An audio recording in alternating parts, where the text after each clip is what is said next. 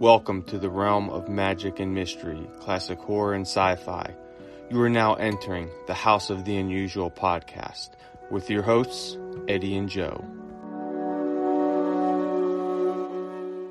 Welcome all you cool ghouls and friendly fiends to the House of the Unusual podcast. I am your host, Joe Pavlansky. With me, as always, is the maestro of mail order mysteries, Eddie Guevara, and horror magician extraordinaire, Chuck Caputo. All Gentlemen, right. Good evening. How's it going? Good evening. Good. All right, man. So, hey, welcome to the podcast, and we want to welcome everyone out there once again with us. And wherever platform you're listening on, thank you for joining us. Hopefully, you'll subscribe to our podcast feed, leave us a good review. And also, when there's no more podcasts, because I'm all of them out there, check us out on YouTube, man, under House of the Unusual. Tons of great videos on there. Eddie and Chuck are always putting up something fun and informative dealing with magic or mail order. So that's under House of the Unusual. Subscribe to the channel, like our videos, and leave a comment, man. Let us know how we're doing. Also, you could check us out at houseoftheunusual.com. We have a great forum site there that you could join for free, meet some like-minded individuals, and have some great conversations and show off some of your collectibles and maybe some stuff that you're looking for. I tell you what, some of the stuff I've seen on there, man, I've been keeping notes and wanting to add it to my collection, especially some of the horror stuff that's there. So definitely a cool place to hang out. So, all right, that being said, we're going to turn it over to our buddy Chuck Caputo and see what's new with him. Chuck, welcome to the podcast. What's new? And hey, happy belated birthday. Oh, thank you. Yeah, yesterday I turned 58. I can't believe it. If I would have known I was going to live this long, Joe, I would have taken better care of myself, you know. What do we all? No, thank God, feeling pretty good. You know, we were running around all day. We walked today at the local mall. It was just too cold to walk outside, so we did 6 laps, which is 3 miles. So that was pretty interesting, you know. And yeah, so we're trying to maintain, you know, keeping in shape even in the winter months, you know, which isn't easy. And I've been doing some shows. You know, it's just been so cold. It's very cold out here. I think in Pittsburgh right now it's maybe 5 degrees, but the wind chill is even a little lower. Yeah, so we're gonna put the water on tonight on the spigots to make sure that. Yeah, I was just looking at the weather here, and it's 7 degrees out. Feels like 0. Yeah, it's very, very cold. Can't wait to go to work tonight because it's gonna be. It looks like the lowest it's gonna get tonight feels like well, the regular temperature is gonna be 3 with -8. Feeling like. Yeah. Can't wait. Crazy. Yeah. You gotta love that Northeast Ohio and Western Pennsylvania weather, man. Yeah, we've been getting hit pretty hard here. Everything, and now the cold. I mean, we are overdue. It started off really mild, and you know what? Groundhog Day is just around the corner, so it'll be 6 more. You know, we went to see him about 6 years ago. Phil at Punxsutawney Phil. That's the last time I'll ever go, Joe. It was so cold, it was ridiculous. You know what? I heard that from several people that not only the cold, but it's so busy there, and you have to park. I guess it far away from the place, and then get bussed in. Is that right? There about 3:30 a.m. and you go to the wall, and at that time anyway, I don't know if it's still the same way now. About 7 years ago, we went to the Walmart. So you drive to Walmart, and you hop on a bus. That's right, and they take you up to Gobbler's Knob, is what they call it. And you know what? It was a very cold day, just you know, pretty much like it is now. Now, if it's an unusually warm day, that might not be bad, but when it's cold up there, I mean, it was ridiculous. You know, that was probably the coldest I ever was in my life. I mean. When we were done, by the time the groundhog was pulled out and all that stuff happened, my wife was crying. I mean, she could hardly walk. I mean, it was ridiculous, you know. Maybe, and that doesn't even make it fun. You know, you go to something like that, and you'd like to have a good time, walk around, maybe get some refreshments, and you just want to leave. Then, yeah. If I was in my 20s or something, maybe or high school, I could handle it better. But no, it's just. You know what? If you're going to do it, I'm not saying don't do it, but do it while you're young, right? Yeah, absolutely, yeah. Let me get this. I was going to say, let me get this correct, Joe. I'm sorry. You drive that far to see a groundhog? Yeah, we drove. It was about 2 hours, I guess, about a 2 hour and a half drive from Pittsburgh. I mean, you know what? It's a beautiful place, Punxsutawney. I've done shows down there. It's a very, very nice Oh, town. there's people that come from all over the country to go. Yeah, that's the biggest. I mean, there's about 4 or 5 other groundhogs too, but Punxsutawney is the most well known, the most popular. I mean, you know, I was glad I got to see it, but it was cold, man. I mean, dangerously cold. Oh, Yeah, I tell you what, speaking of Punxsutawney, that movie with Bill Murray, Groundhog's Day, that's one of my I all-time love it. favorites. You know what? That is almost like a Twilight Zone, that movie. That's really Yeah, cool. Really yeah, it cool. really is. But when he keeps waking up and he sees that who's that old buddy of his on the street with the hat and the glasses. He ends up punching him that one time because he's so sick of seeing him every morning. Oh, it's hilarious. That is a cool movie. Yeah, definitely one of my favorites. So, yeah. So, hey, Eddie, what's unusual? I know you got some cool and new information for us. Hopefully. Well, I one thing that was kind of interesting is with the new magic set that's up on Etsy.com, I noticed that there's actually 3 or 4 people have it in the bag, and I'm like, wow, those are all the sets already. I found that very interesting, that they had put it aside so quickly. Now, the other thing that's been going on, when you guys are saying Groundhog, no, I've never watched the Groundhog Day film. Oh man, Eddie, come on! Yeah, you got. I'm about to actually. That's it. We're kicking you off the podcast. Honestly, I never even knew that there was a place you could visit and take a look at a groundhog. Yeah. But anyway, before we go any further, today we have to remember it was Chuck's Day. So, Joe, join me with a happy birthday. Ready? Happy birthday to you. Happy birthday to you. Happy birthday, dear Chuck. Happy birthday to you. We definitely won't make it into any Cargany Hall, that's for sure. But anybody out there, just contact House of the Unusual. We're available for birthdays, weddings, and any kind of singing needs. Oh yeah, bar mitzvahs and bar mitzvahs, backyard parties, whatever you need. Well, what I was gonna say, and this, anything they need, just remember, we're #1 singers in the country. Probably get platinum hits each time. We will sing for anybody, and we will bring earplugs for you as well. Yeah, we'll supply your own earplugs. What I had that I had in mind for today's talk, which is very interesting, is I was looking the other night, about 2 nights ago, I was looking on the forum, and I noticed Dr. Saab had posted a few days ago concerning what magic cards or what magic deck did American Circle Corp sold in the 70s. Because it's, you had Honor House, Johnson Smith, and American Circle Corp, and they always had a magic set, which were mark deck or a mark deck. I told them at the time that I believe that most of the cards had come from House of Cards, Haynes House of Cards, right, which is a very famous, card maker. I remember back in 1989 when I had my magic shop, I used to purchase my magic cards from them, the Haunted deck, a few of the decks. Now, original old magic cards, when they came to you, they always had a rubber band wrapped around with the instructions outside or a piece of paper around the actual packaging that would say Haunted deck, and like the old-fashioned magic packaging, which was cheap and stuff, not like super modern. He came back saying that he believed it was the SS Adams mark deck because of the fact that he got it from where he ordered, I think, from one of the, he posted a picture of it. Now, I do recall, but I see SS Adams always being a little bit more on the expensive side than other novelties that came from China at the time or other parts of America. I think mostly SS Adams cards were basically sold more like through companies such as magic shops in individual cities throughout the nation, in racks.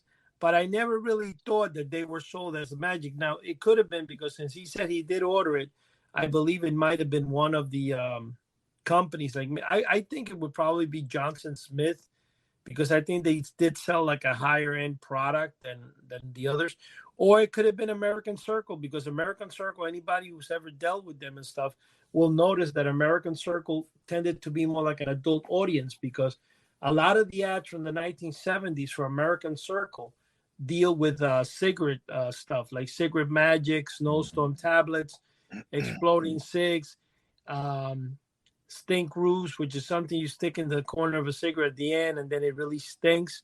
And there's another one that I think they sold as well called petrified cigarettes. And that's like a little rod you stick it all the way through a cigarette. And then when the person's smoking it, the ashes don't fall off. It's really funny. Um, so anyway, that's what I was saying. It is a possibility that the ones that were sold in American Circle happen to be SS Adams cards. That could be definitely a good possibility. I know Honor House would probably not sell those.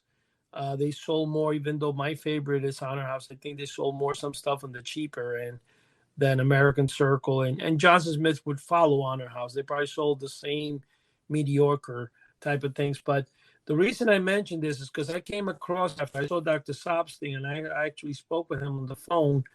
We were talking about the different magic cards and stuff at the time. Now, I came across one that I don't remember where I obtained it from, but it's called Number 8 Pastime. I think that the name is Pinochle or Pinochle because it's Pinochle. And then I also came across a Houdini deck. Now, this is, I think, a much more modern. It has Houdini in the back of it and stuff. And it's it doesn't say what company makes it, just says Houdini deck. I can't really see. Oh, October. Oh, that's the date of his death. It doesn't show. And then I came across another one that is made by Paragon Reese. I think is the name of the deck. Paragon Reese, yeah. Chuck, you want, I think all these decks that I'm talking about are marked decks. So I have 3 in front of me. Now, Houdini is not a marked deck, but the Paragon Bridge or Paragon Reese, Reiss, is. And so is the other one I just mentioned, which, again, any of these decks, depending on the year where they were sold through the mail, probably was one of those. I'm sure that all these companies from American Circle to Johnson's during their time, they alternated and used different products. Now, one of the things I'm going to say about that is, say, for example, in the 1960s, late 60s, like 68, 69, where they no longer had the 6-foot Frankenstein available, the one in full color, Honor House still offered the ad, but the Frankenstein not being available, they would send you the 7-foot plastic one for the $1 that you would get the one, so the ad would say 6-foot Frankenstein, but you got the 7-foot green because they will alter the stuff and send you a different product. So that's what I'm trying to say. I know from the history of Honor House, they did that very quite often. And, but anyway, Chuck, I wanted to ask you about that because you're more like an expert on cards and stuff. What do you think about what I just said and stuff? Yeah, I think you're pretty spot on. I think the majority of cards at that time era were some form of a marked deck. The land marked deck has been many, many, many years. As a matter of fact, that was probably one of the first ones I got, and that was a higher end deck. Yeah, that was not a cheap deck. And you mentioned a lot of the Adams uh, props or the different types of things on racks. That's exactly true. Out here in Pittsburgh, where I grew up, there was a few Woolworths here, and man, it was neat. Maybe about 3 times a year, they would get these racks in of all SS Adams stuff. That'd be blister carded, all the pranks. I think that the land deck, if I'm not mistaken, was one of the decks that were in there. It was, what, for that time era, yeah, that was a little bit more expensive, and then the mail order places carried cheaper marked decks. Now, what, I have quite a collection of antique cards, but most of them are fanning decks. From Abbott's, Tannins, and so forth, which throughout the years they made some really beautiful fanning decks of cards. The Piotnik cards come from Belgium, and they're really nice too. Some are fanning cards, some are not. And the pinochle decks, which is what you mentioned before, yeah, that's a different type of a deck. But yeah, I think the majority of the cards at that time, yeah, what you're speaking about, were some marked decks. And then I remember when I was in grade school, probably 8, 9 years old, that was when Marshall Brodeen came out with his TV Magic cards, and they were pretty cool. They sold them blister carded. They were from the kit itself. So those I do remember. That was probably early 70s, 73, maybe 74, somewhere around there. Yeah, well, when you had the Marshall Borden decks, those were, I believe, back in those days would sell for like $3.99 or $2.99. So they were Right. definitely too expensive for the mail order companies, because the mail order companies only Yeah. sold it for like $1. Right. And that was considered, a very good Magic deck, whatever. Now, I think I ordered mine, if I'm correct, from either Johnson Smith or Honor House. I didn't order from American Circle that I could remember. I don't remember. Maybe because most of my stuff, honestly, I used to order only Honor House stuff. And Johnson Smith, I got the X-ray glasses from Johnson Smith because they had the ad that showed you the actual Yeah. glasses. Oh, So in yeah. your mind, when you're a young kid, Chuck, and Joe, you think what's in the ad is what you're going to get. So even though you're going to get the same product from two different companies, if one didn't have the picture as the way you wanted it, Yeah. you will automatically go towards the one that did have the picture. Right. And so that's how I would buy between Johnson Smith and Honor House. And Honor House. Now, Yeah. one of the things I did get, which this is what I'm saying for American Circle, that I did order from, that I wish I would have ordered more stuff from them as a kid, was the exploding fountain pen. And now they did send you an SS Adams pen, so that's why I'm more like on the side of Dr. Saab when he asked that question, and he said that he thought it was the DeLand set from SS Adams. Mm-hmm. I think I could see the company definitely. American Circle, selling the more advanced whatever SS Adams. But the fountain pen was great. Now the thing with SS Adams, that not SS Adams, the thing with the American Circle I always wanted was the 25 lessons in hypnotism. And the funny thing is, now we're talking about the 25 lessons where the guy's hypnotizing the woman with the stars in the background. Right. I would read that ad over and over again. And based on that ad, for whatever reason, I don't know why I was not inclined, or I didn't have the money to order it at the time, Mm-hmm. or I kept saying I was going to order it. I think I had a little bit of fear in hypnotism at the time, because there was also a fear that, like I forgot how I got this into my head, but like if you hypnotize somebody, they wouldn't wake up. And, those are stupid fears. But I remember going one time to in school, when I was in grammar school in New York City, that they took me to, I think it was a guidance counselor or something. And I was under the impression that if the guidance counselor or psychiatrist, whatever it would be, they knew how to hypnotize people. And I remember I went to the guidance counselor. I forget, I needed special help in reading, or I forgot what it was. And I asked them if they could teach me how to hypnotize. And I thought that was kind of funny. But they said, well, we could discuss it, but it didn't say no or yes. Yeah. But it was kind of funny, though, because they actually went along with me. And they actually were, the one guy I remember was teaching me. And he would say for me to stretch out my hand, close my eyes. And then, he said, your arm is getting heavier. And when it gets, so technically, I don't know if he was actually using the real thing or not. But for whatever reason, that ad intrigued me. That ad called my attention my entire life. Mm-hmm. And then when I finally was able, of course, got married and stuff, and I had the magic shop, I started thinking, hey, I need to search and find 25 lessons in hypnotism. At that time, this is prior eBay. We're talking the 80s. The only thing I can do was, there was a magazine called Toy Shop Magazine. And it was kind of like a National Enquirer type of magazine, but it was kind of like a newspaper / that all the people that sold toys, old toys and stuff, used to list on this. And this is where everybody got their collectibles. And it was very popular. And I remember looking through and making about $300 worth of long distance phone calls to magicians and stuff, trying to find 25 lessons in hypnotism. Wow. Finally, some guy out in Chicago had a copy. And I got it like for $10 off for him. The only thing with this copy, though, that was kind of crazy is it's one of the very, very first editions. And all it did say was 25 lessons. It didn't have the guy hypnotizing the girl on the cover, which was a later issue, I think. Like the first one was like 1930s. Later was like 1947 when it came out.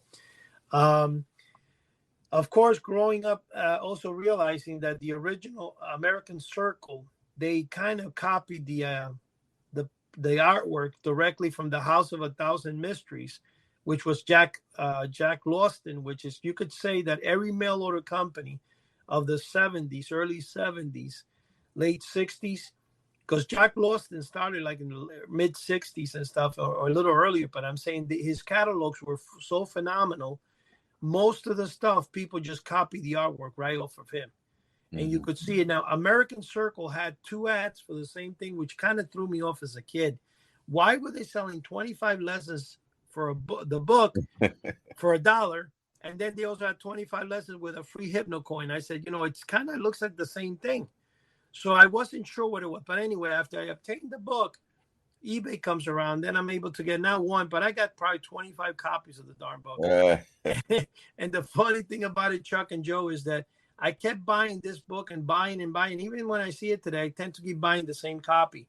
But then, lo and behold, after, I guess, I mean, I always saw, because when I took over Fun Factory with Lou Wise, I noticed that we had 25 hints with a free HypnoCoin. And the 25 hints, I realized, were actually lessons when you read the paper. So I started realizing after years and years, I said, you know what, man? What American Circle Corp was selling. And I realized that when there was one that went up for auction for like $130 on eBay, and I lost it by like 5 minutes when I wasn't working. I almost cried. I'm like, oh my gosh, all my life I wanted that piece of paper, and I thought it was the 25 lessons. And now that one came out that said American Circle in the back, it was actually 25 lessons, but they're like hints. And it came with the free HypnoCoin. And then I realized, well, they ran 2 different ads. One was for the booklet, and one was for the other thing, for the HypnoCoin that was made by Vari View, which was a very famous company back in the 60s and stuff, that they used to make all the what they call lenticular disc and lenticular signs, like vote for President Kennedy and Johnson and Nixon. They had all those, which I have some of those original. But Vari View made the HypnoCoin for whoever was selling it. There was a very famous company in New York that sold the HypnoCoin. I don't remember the name quite right now, but it was very popular, and it was sold in all the comic books. And then, of course, American Circle took it. Johnson Smith took it. Honor House had it. But I realized, and then lo and behold, thanks to my friend, which he was supposed to be on today, but he kind of said he wasn't ready today, Todd Mitchin, the man, the legend, who has taken over the Sea Monkey Empire and has left very little time for House of the Unusual. But that man was able to send me as a gift, which I was shocked after I sent him the glasses for the water, the undersea view, whatever, from Transscience Corp. At the time said Honey Toy Industries. He sent me in exchange, like as a gift, he sent me one of his original 25 lessons in hypnotism card. Now, the funny thing about this is that me and Dave Harversat with Acme House Novelties, we duplicated our own lenticular disc, being about ½ inch bigger than the original. And this prevents copies or people trying to sell them off as originals, because that wouldn't be fun for anybody. But anyway, it does say in the back, Acme House Novelty. It's about the size of a 50-cent piece. Or should I say the original was the size of a 50-cent piece. Mine and Dave's is more like the size of a dollar, the silver dollars from the past that were a little bigger. Dave and me were trying to obtain through, because Dave has a huge line of people he knows that collect magic, that collect all sorts of things from the 60s and 70s. And he buys, in fact, Dave's Harversat and Ewing Auction House. That's Harversat and Ewing Auction House auctions either on consignment or they purchase magic stuff from all over the world. And I'm talking about some of the posters he sells are anywhere from $50,000 to $100,000. It's not a cheap auction house. And he was looking for that paper so that we can make duplicates of the original and put it together with our HypnoCoin. And believe it or not, he paid $400 for a simple paper and drove 3 hours, I think, to get a hold of it. And because the one that I think I had as a kid, I don't know if I lost it in the fire or maybe one day it's going to pop up somewhere. But the one that I got was actually from the Fun Factory. When I opened up the Fun Factory, I was able to get a copy of it. but I didn't know it was kind of the same with the American Circle. The only thing back, instead of putting, I think it was the one that saw was Jaru, like Jaru, I think was the name of the company that sold it in New York. But instead of saying that, it actually said American Circle Corp. And then fast forwarding, as time went by, about a few months ago, Todd again blew my mind when he was able to get me like a booklet format of the same flyer that came across eBay. I don't know how much he paid for it. He didn't tell me. I'm sure it was over like $5,000 because I know Todd loves me that much, and he would, definitely spend that much money on me.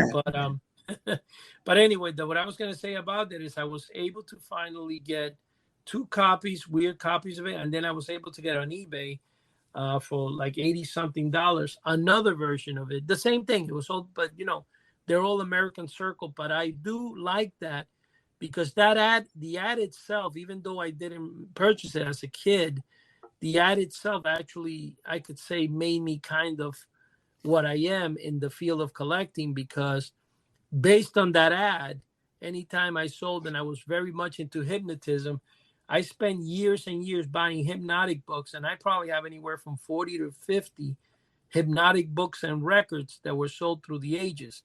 And that was all courtesy of that ad. So that's what I'm trying to say to a lot of people out there. When you're growing up in the 70s, the comic books you read and the ads you read become to you like an iPad. The comic books become the characters in comic books, like Richie Rich or Casper, or even Spooky and Hot Stuff, the Little Devil.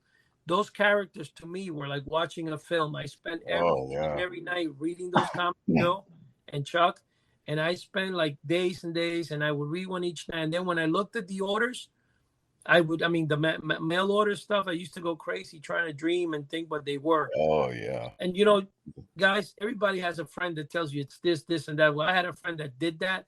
I don't know where the heck he got his information, but he definitely, he always told me it was like this, and I believed everything he said. And one thing I'm going to tell you about the racks. When you say, yes, S.S. Adams sold things on racks for years and years.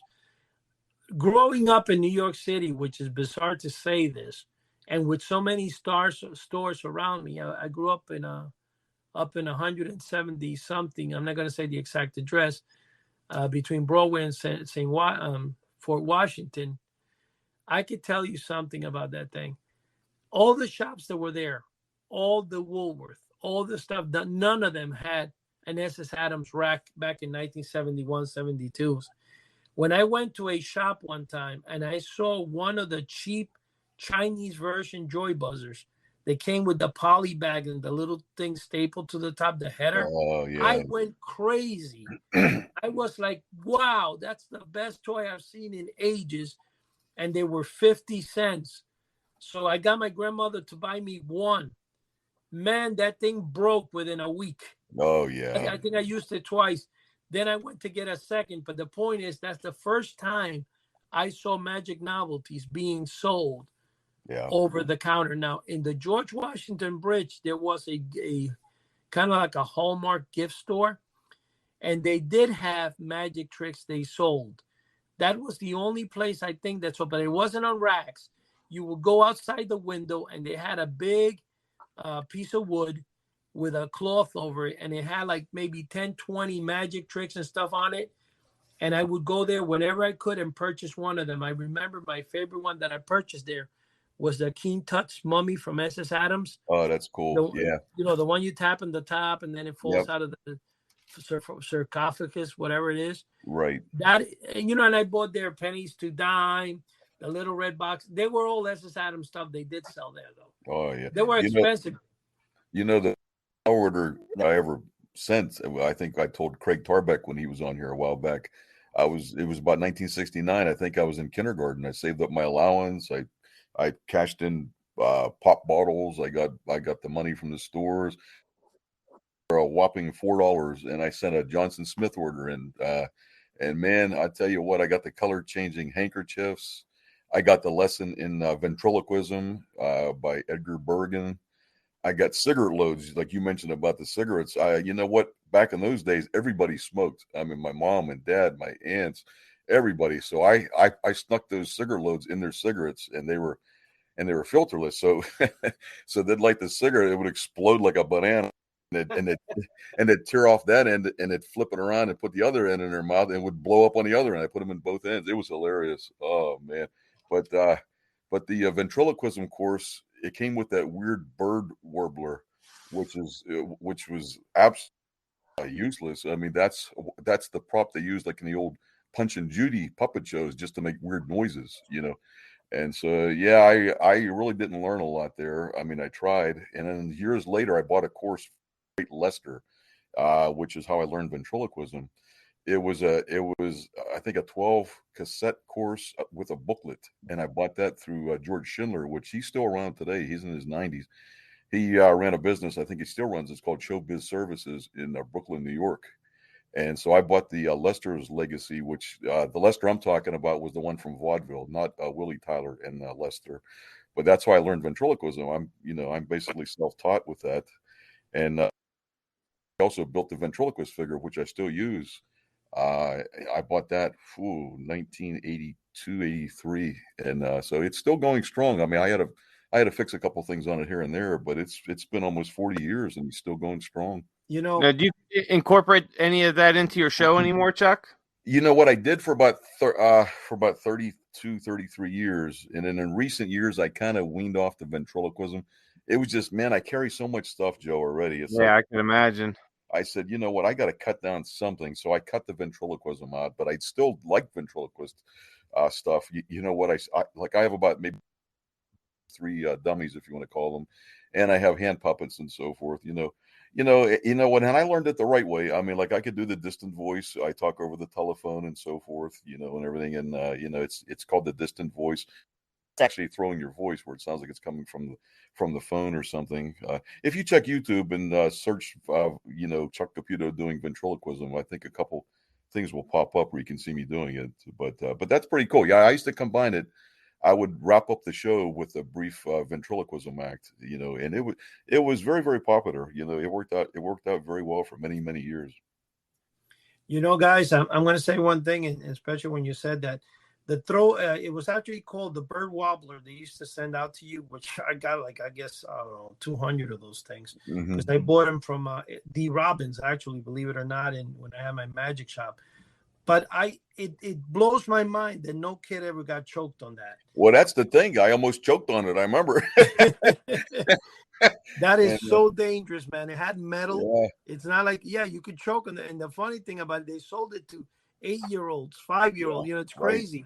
Right. But and another thing, the bird wobbler, when you bought it, was called Throw Your Voice, and they sell it for 25 cents. Later on, it went on to 50 cents. You get a little booklet, and what the booklet they're talking about is like a business card folded in half with only one page. Yeah. That's the booklet they gave you, and it had a little ventriloquist guy who was sitting on some kid's lap. Yeah. A line artwork. And then you got another thing for the bird wobbler, which was another little insert that went in there. This is no bigger, altogether, it's no bigger than a business card. And you got the wobbler, and they would throw a rubber band around it, and that's how you called. Anyway, that was called Throw Your Voice in Honor House. I thought it was great. It's something I always wanted because it would say throw your voice into trunks, behind, doors. And you, of course, the ad again sold to the poor sucker. Yeah. The product, right? Oh yeah. And my mother got so mad when she seen what I got. She said, "You spent your hard-earned money on this. Don't ever buy this stuff again." Of course, I didn't listen. I would run out when I got extra money. P.T. Barnum said, "A sucker's born every minute." And I was the best.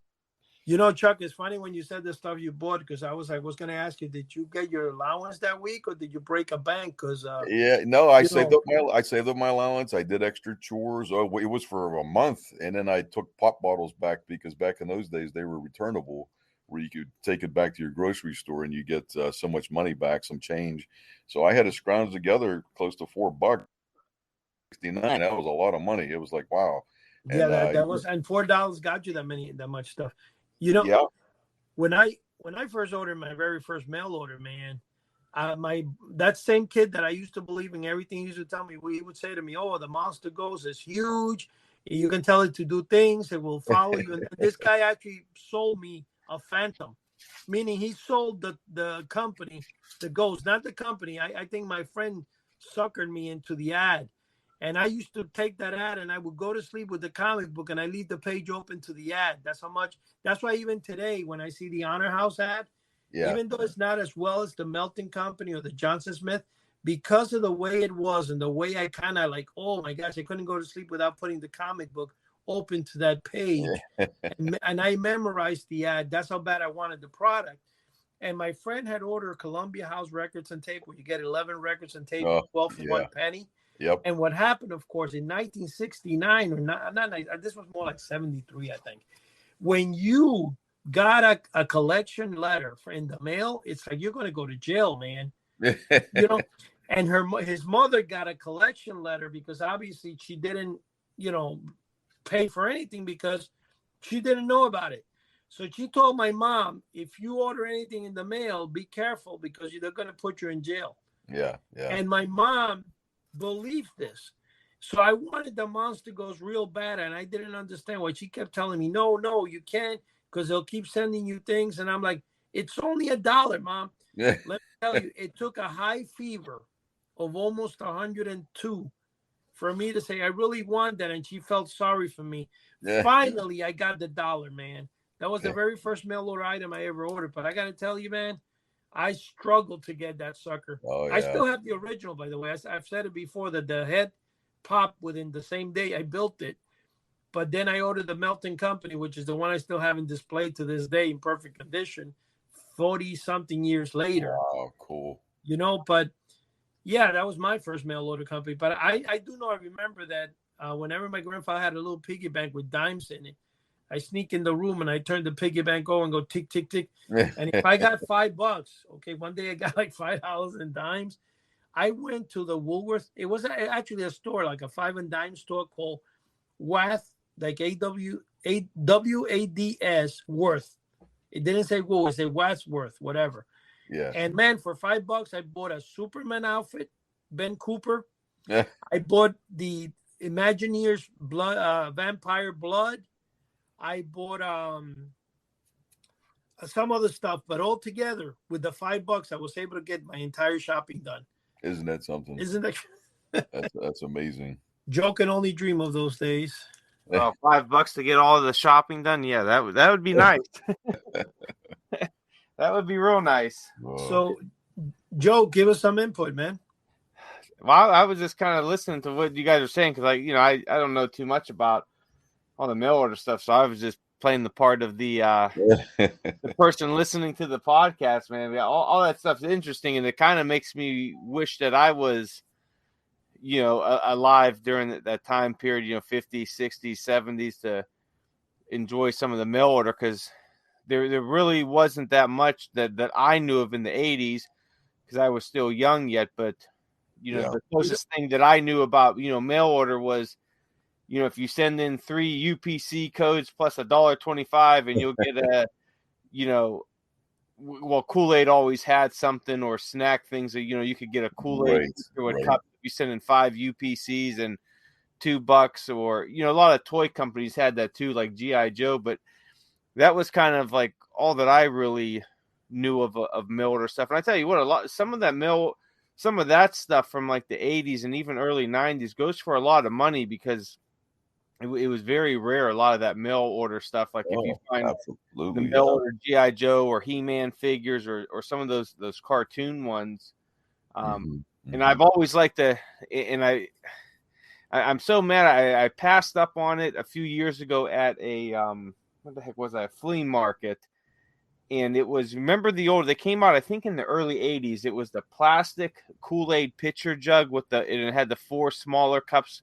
Like the Kool-Aid guy. Yep, I remember.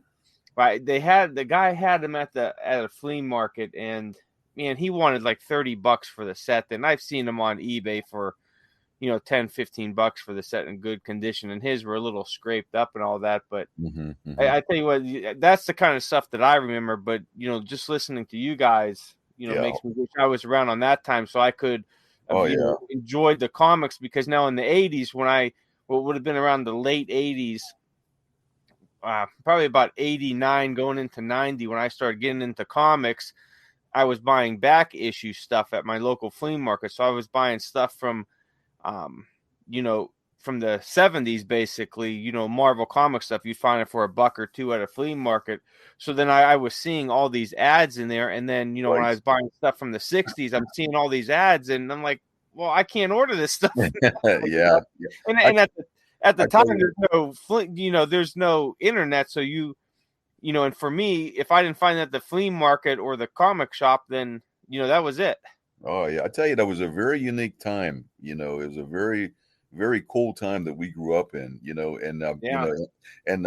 you know what, I've been doing magic since about 1984, 1985. So I've seen, you know, from the kids' parties and so forth. Now, years ago, I remember Spuds McKenzie was very popular when I first got into. Oh, Yeah, kids had all kind of Spud stuff. Pogs were in.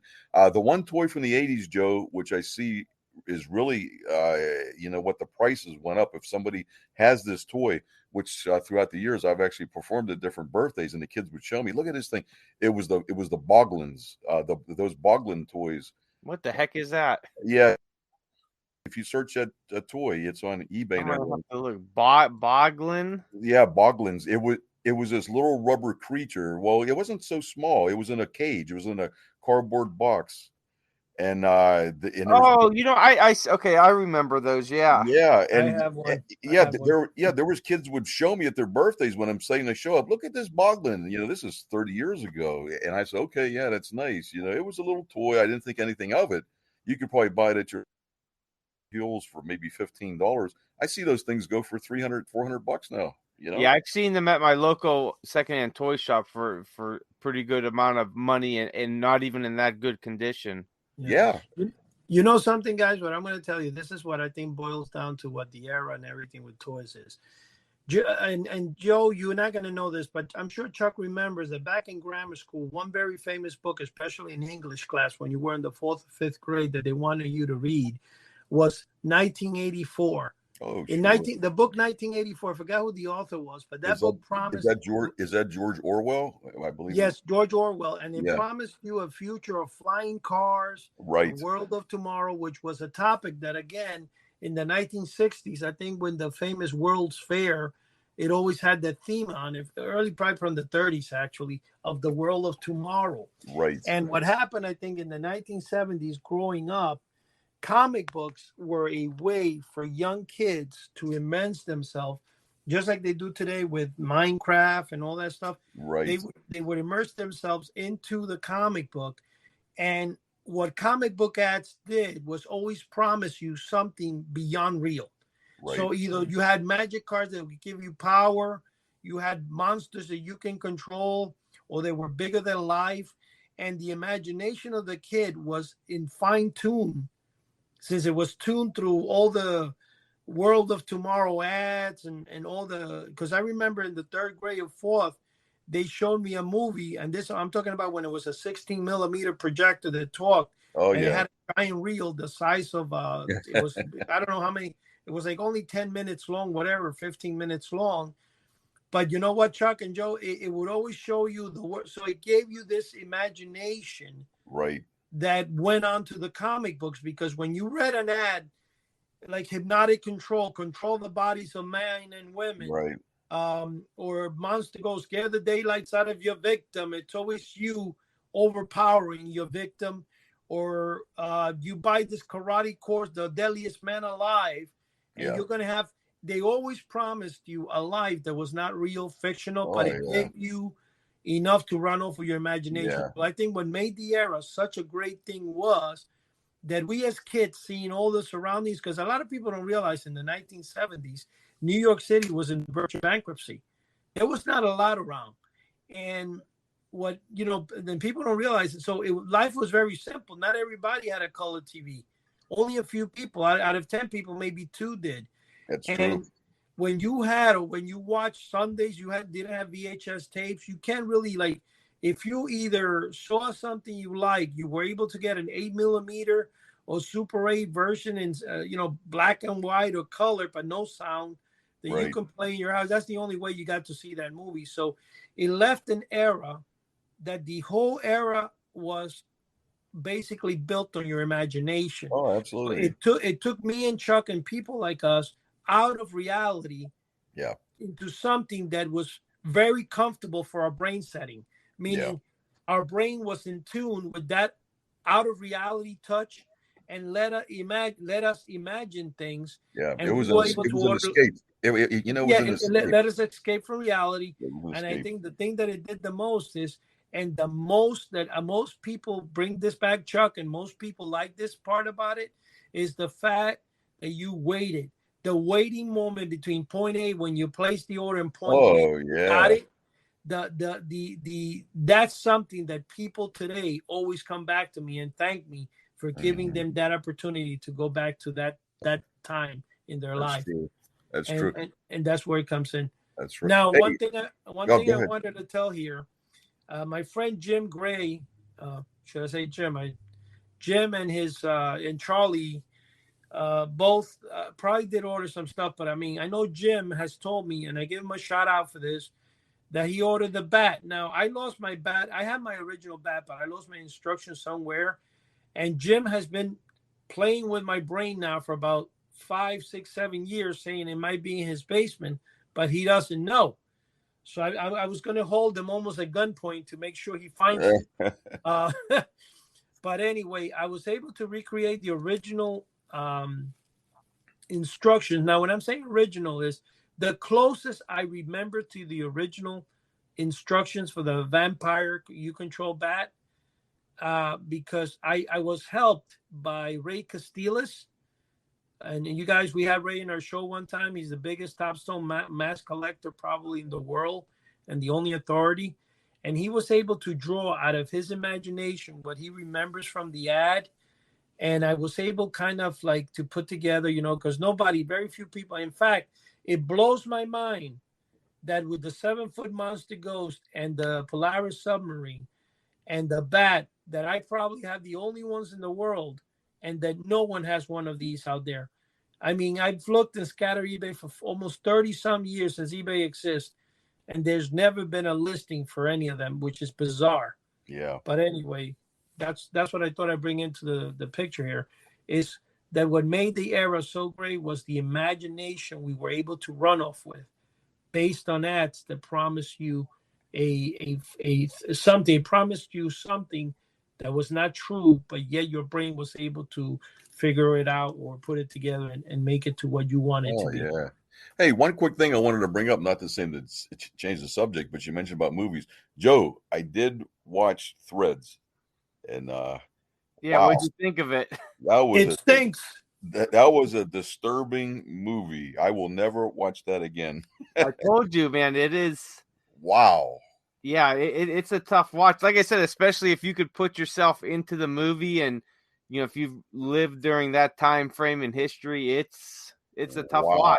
It started off so nice. Everybody's Yeah. happy. And then the United States got involved with Iran in a nuclear type of thing. And wow, it showed afterwards, after the nuclear fallout. And it was horrible. Oh my goodness. Toward the end there, that was about a 2-hour movie, was it? It's pretty long. Yeah.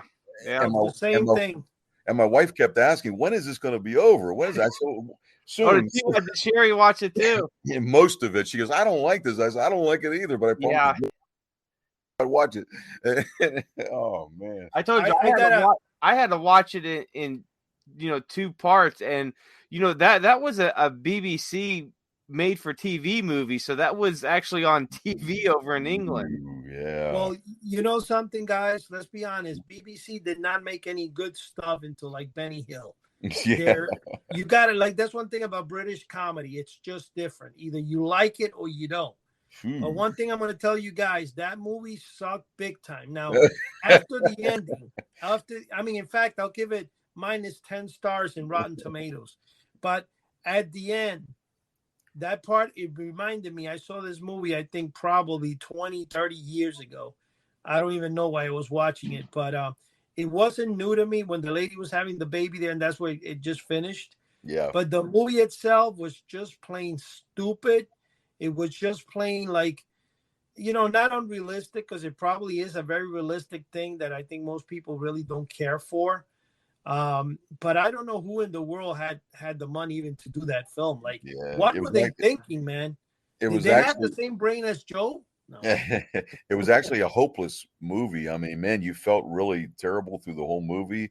You know what it kind of reminded me of? The Grapes of Wrath, John Steinbeck. When you read that, it was like, shoo. I mean, you can't get out of it. It's like, man. Yeah, and they actually, just reading up a little bit on the movie, is that the producers and all that, they actually conferred with experts on to say, hey, if this Right. if nuclear war would happen, how would this look, what would this happen?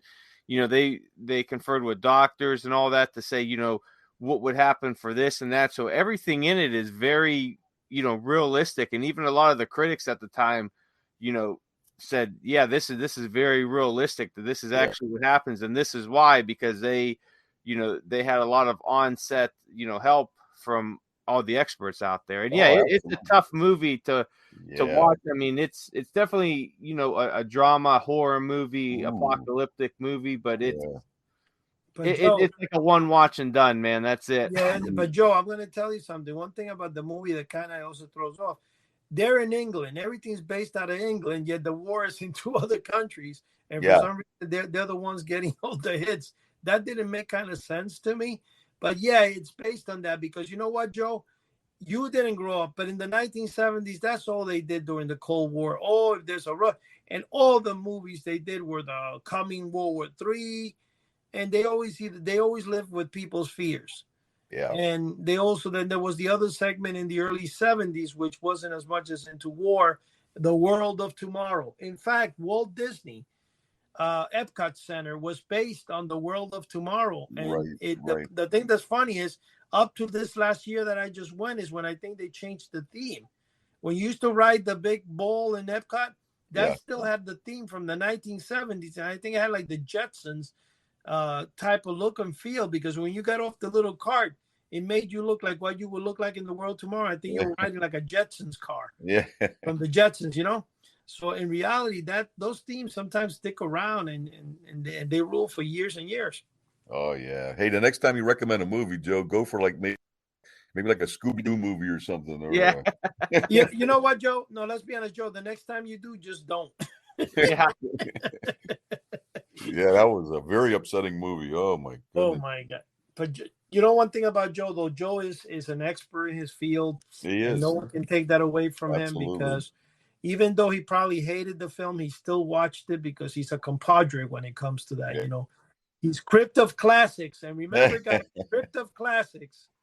It's supposedly Joe's been working on an undercover agenda right now for Crypt of Classics, and he's got this thing that he's going to bring out to the public soon. He hasn't wanted to tell me much about it because he says you're going to like it. So whoever's listening out there, get ready for Joe, Ben, because Joe is going to put you. I'm putting it about 2 more years in the making. 2 or 3 more years in the making. But hey, guys, we're coming down to the last. We got about 6 minutes here, so we're going to wrap it up with some final words. So, Chuck, we'll start off with you. Got some final words for us? Yeah, hey, it was always a pleasure coming back here. Great conversation. Check out the forums, check out the YouTube videos. We're constantly putting stuff on, and I'm in the process of putting 25 volume tutorial. We just filmed 2 more today. We're going to send them over to Eddie. We're up to number 11, I believe. We'll be getting into 12, so it's going to cover everything. So we're looking forward to this. It's going to be a great magic tutorial of everything: cards, coins, ventriloquism, spooky magic, horror magic. It's going to be great. Awesome, man. Great. Eddie, what's your final words for the audience out there? Well, telling the audience and stuff is that what the audience also needs to know out there is that Joe does most of our writing. Joe is not only the core, the one that carries our show. We thank him every day for all the effort he puts into our stuff, and he's Absolutely. phenomenal. Yep. This show wouldn't happen without Joe and Chuck. So I wanted to actually thank you, Joe, for that, and I wanted also to tell you guys that, again, the magic sets, they got them on carts already. I was kind of shocked that on Etsy, all 4 magic available sets right now are in carts. We sold 1, so I believe we're down. Actually, I was selling 5, so I think we're down to 4. So get it, because once it's gone, it's going to be gone. The other thing I was going to say is, again, in Etsy, do you remember what's the name? Is it the House of the Secrets? Yeah, the House of Secrets is the name of the Etsy shop. Yeah. All in one word. Yeah. All in one word. And look up that. And guys, don't forget to subscribe to Stupid Comics. They run a beautiful ad for us each and every month. And I think they're coming out with the latest issue pretty soon. That's Stupid, STOOPID.com. And you'll be able to order your latest issue. Also, Dave Haverside just is published recently a very, very, very famous book. Not a very famous book, but I'm saying it's a book about carnivals and circuses. I think it looks like a pretty promising title and a nice book, and I think it's available in 1878 press.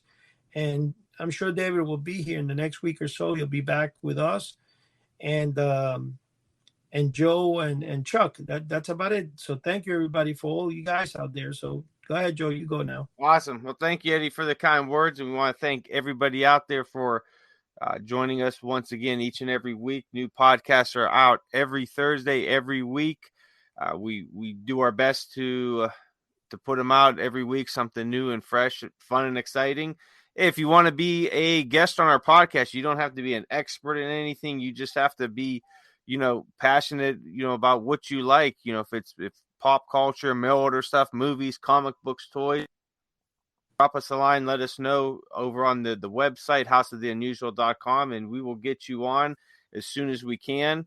And also, just speaking of stupid, man, I'm going to put a little challenge out there to Ski, man. Hey, hit us up on the forum site and let us know when's the new magazine coming out. And maybe if you could give us a little sneak peek of the what the cover is going to look like for this, that would be awesome. So we're challenging you, Ski. Give us a little sneak peek, man. We can't wait much longer. And, also, guys, also one final thing. I know that Dr. Saab has been telling us about the king. I heard that the Sea Monkey King, Mr. Todd Mitchin, has been kind of wondering why we're not doing part 2 to our live cast that we did about a few months ago about each of us showing off our novelties. And Joe, get ready for it because I think it's going to happen soon. Yeah, that would be great, man. We're definitely due for another one. So sounds good. Yeah. Hey, also, guys out there, the new issue of Scary Monsters is on pre-order right now at mymoviemonsters.com. It's issue number 125, the Heinlein, Bradbury Bros, and Block issue. It is the Monster Memories issue.